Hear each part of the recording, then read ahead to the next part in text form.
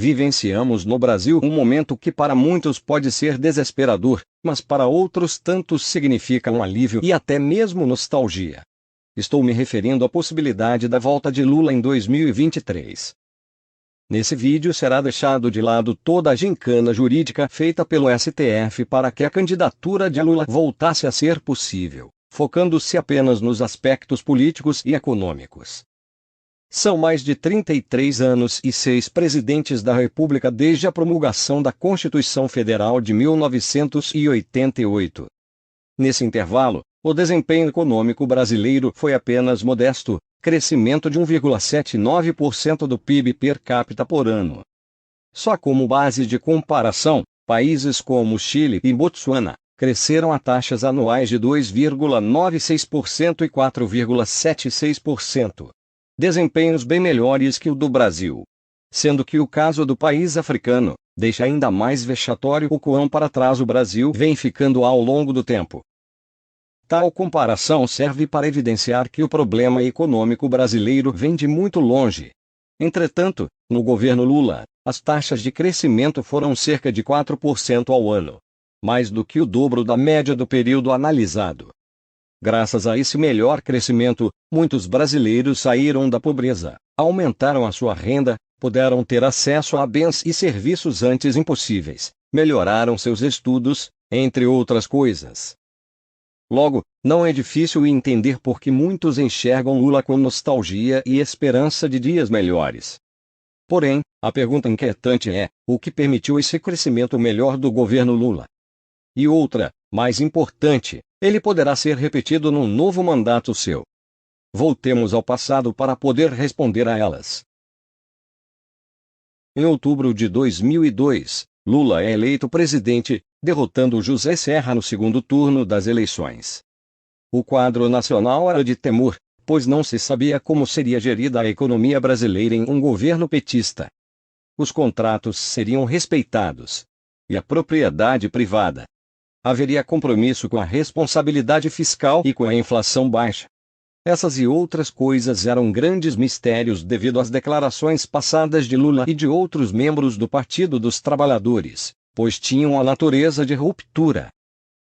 Respondendo aos temores, antes de assumir o cargo, Lula leu o que ficou conhecida como Carta ao Povo Brasileiro. Nela, ele assumia os compromissos com a responsabilidade fiscal e com a inflação baixa, e deixava claro que não haveria ruptura institucional. Além de anunciar tal compromisso em carta, Lula montou uma equipe econômica com quadros de linha ortodoxa, com Henrique Meirelles no Banco Central, Joaquim Levy no Tesouro Nacional, Antônio Palocci no então Ministério da Fazenda, e outros nomes como Marcos Lisboa e Alexandre Schwartzman. Após essas medidas, o câmbio que tinha saltado de R$ 2,30 para cerca de R$ 4,00, iniciou forte queda. Ao assumir o governo no ano de 2003, Lula realizou um ajuste fiscal, entregando um superávit primário de mais de 3% do PIB e um ajuste monetário, elevando a taxa Selic para 26,5%. Também em 2003 foi feita uma mini-reforma da Previdência, criando a taxação dos servidores federais aposentados. Como consequência do ajuste fiscal, da apreciação do câmbio e da elevação da Selic, a taxa de inflação, que encerrou o ano de 2002 em mais de 12%, caiu para cerca de 7% em janeiro de 2004. Durante seus 8 anos de governo, Lula aliou o crescimento econômico, responsabilidade fiscal, inflação controlada e expansão de gastos sociais, sendo mais exitoso e famoso o programa Bolsa Família, que nada mais foi que a união de vários programas sociais de governos passados. Para os padrões de hoje, isso beira a perfeição. Seria então Lula um mágico? O que ele fez de diferente dos outros governos? Será que a política fiscal foi diferente? A monetária? A política de crédito? Investimentos públicos? Como será que estava o cenário internacional? Analisemos cada um desses pontos brevemente. A política fiscal do governo Lula foi expansionista, a despesa primária cresceu 5% ao ano em termos reais. Maior do que no governo Fernando Henrique, onde ela cresceu 4% ao ano.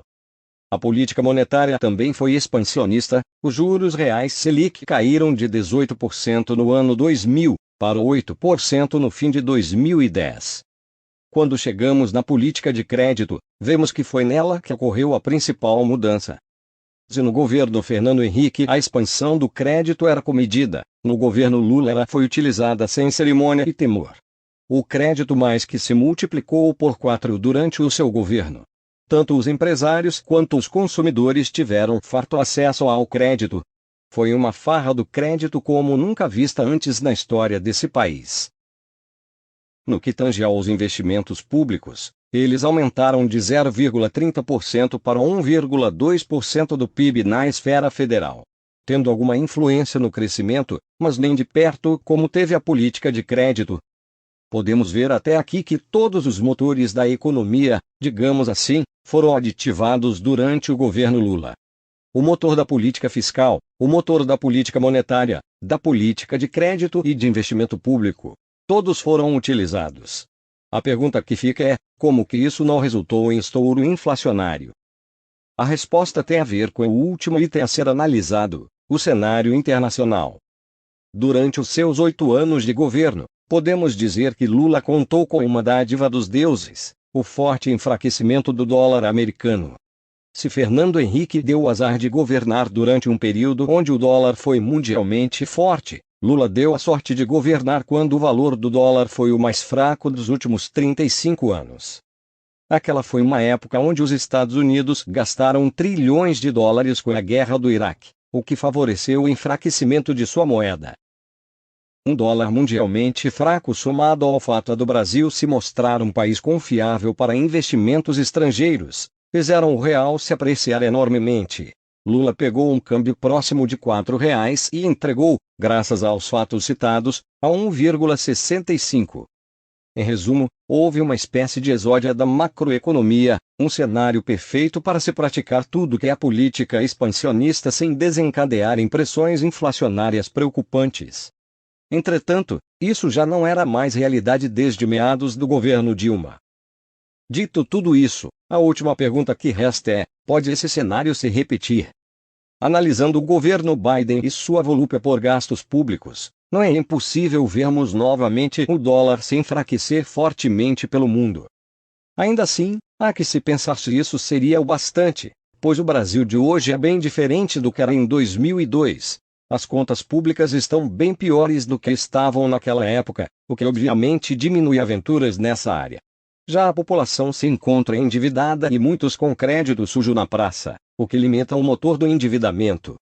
O espaço para a política monetária não existe, já que os juros Selic não são mais altos como naquela época. Aliás, atualmente eles se encontram negativos em termos reais. Isso mesmo, pela primeira vez na história do real, estamos tendo juros reais negativos no Brasil. Por fim, mas não menos importante, tem a questão demográfica. O Brasil está passando por um processo de envelhecimento de sua população, com a queda da natalidade. Isso significa que a taxa de crescimento de pessoas entrando no mercado de trabalho será cada vez menor. Isso, deixando claro, caso não haja uma política de imigração. Se o mercado de trabalho vai crescer menos, a tendência é que o PIB potencial também seja menor. Ou seja, levando-se em conta tudo isso, mesmo existindo a possibilidade de repetição do cenário externo favorável, o espaço para crescimento da economia brasileira é muito menor. Como se não bastasse o já dito, temos aparentemente um Lula mais revoltado e vingativo. A leitura que os investidores nacionais e internacionais farão dele pode ser bem diferente da que foi feita logo após o pronunciamento da Carta aos Brasileiros em 2002. Isso também vai ter impacto sobre o crescimento econômico.